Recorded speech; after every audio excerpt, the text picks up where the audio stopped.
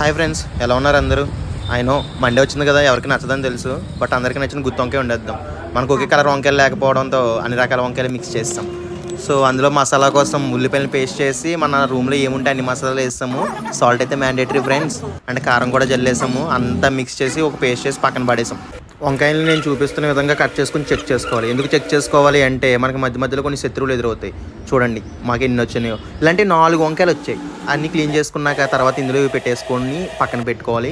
గుత్తి వంకాయకి కొంచెం ఆయిల్ ఎక్కువ వేయాలి. ఆయిల్ వేసి మొత్తం వంకాయలన్నీ పట్టుకెళ్ళి అందులో విసిరేసి నీట్గా దాన్ని మాడకుండా తిప్పుకొని చిన్న మంట మీద అలా మగ్గనివ్వాలి. ఒక 20 to 30 minutesకి ఆటోమేటిక్గా కర్రీ అయిపోద్ది. టేస్ట్ చూసాను, పర్ఫెక్ట్.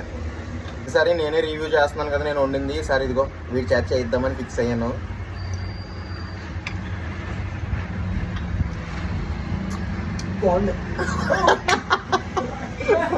కాలింది గట్టిగాడికి.